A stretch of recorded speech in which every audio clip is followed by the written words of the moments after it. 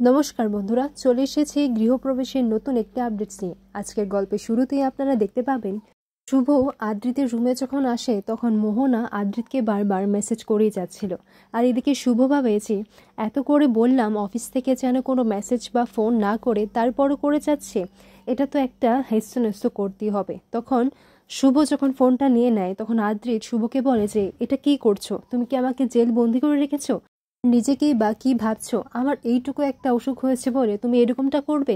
আর আমার তেমন কিছু হয়নি যে তুমি বারবার আমার ফোন চেক করছো বা কাউকে মেসেজ করতে বারণ করছো। এত কিছু করার না কোনো দরকার নেই। আর এইসব চিৎকার চেঁচামেচি শুনে সেবন্তী সেই ঘরের মধ্যে চলে আসে আর শুভকে টেনে নিয়ে বাইরে গিয়ে বলে যে এটা কি হচ্ছে শুভ? আমার ছেলের এরকম অবস্থার জন্য তুই দায়ী নস তো? তখন শুভ সেবন্তীকে বলে যে মা, তুমি এটা কি বলছো? তখন সেবন্তী বলে হ্যাঁ, আমি ঠিকই বলছি। আসার পর থেকে দেখছি তুই আদ্রির সঙ্গে খালি ঝগড়া করিয়ে যাচ্ছিস।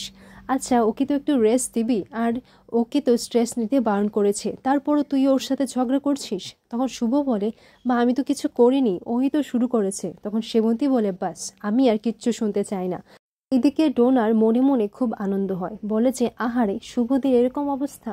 কিন্তু যেদিন সত্যিটা জানতে পারবে সেদিন মিস সেবন্তী কিভাবে রিয়্যাক্ট করবে যে তার পুত্র এরকম একটা কাণ্ড আর ক্যাচা করে ঘুরে বেড়াচ্ছে, তখন ওনার মুখটা আর উনি যে এত বড় বড় কথা বলেন সেটা কোথায় যাবে, এটাই আমি দেখব।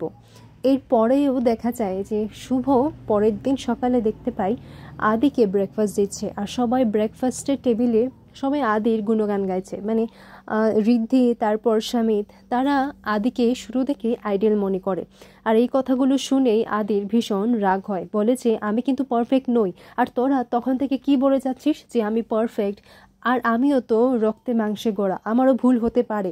তোরা বারবার একটা কথা বলে আমাকে প্রেশারাইজ করিস না। এ বলে রাগ করে আর টেবিলের মধ্যে চিৎকার চেঁচামেচি করে সেখান থেকে চলে যায়। ঘরের মধ্যে গিয়ে আদি নিজেকে ইম্যাজিন করতে লাগে, আর তখন সেই ইম্যাজিন করা আদিকে বলছে যে তুমি নিজেকে কি জবাব দেবে, আর তুমি শুভকে কি বলবে যে তোমাকে এত ভরসা করে? তাকে তুমি জবাব দিতে পারবে তো? আর তোমার সন্তান কেশব যে আসছে, তাকে তুমি কি জবাব দেবে? আর সবার সামনে তোমার ভাই বোনেরা, ওদের সামনে তোমার কি মুখ থাকবে? আর এসব কথা শুনে আদি আয়না ভেঙে দেয় আর সমস্ত কিছু শেষ করে ফেলে। শুভ তাড়াতাড়ি দৌড়ে এসে আদিকে বলে যে কি হয়েছে, তোমার কি এমন সমস্যা হয়েছে যে তুমি আমাকে বলতে পারছো না? আদি মনে মনে শুভকে সরি বলে যে আমি তোমাকে এখনো সত্যিটা বলতে পারবো না শুভ। এরপর শুভ আদিকে বলে চলো আমরা আমাদের কমিউনিটি মন্দিরে গিয়ে একটা পুজো দিয়ে আসি আমাদের বেবির জন্য। আর সেই মন্দিরে যখন যাই তখন মোহনাও একই মন্দিরে যায়, আর আদিকে দেখে মোহনার মা আদির সঙ্গে ঠিকভাবে কথা বলছিল না। আর এই বিষয়টা শুভরও কেমন একটা লাগলো, বলেছে এরকমভাবে উনি কেন কথা বলছেন। এরপর মোহনা বলেছে এইভাবে যে আমাদের সঙ্গে তোমার দেখা হয়ে যাবে আমি কখনো ভাবেইনি, স্বয়ং ভগবান আমাকে এখানে নিয়ে এসেছে। আর শুভ, জানো তো আমরা ঠাকুরের কাছে কেন আসি?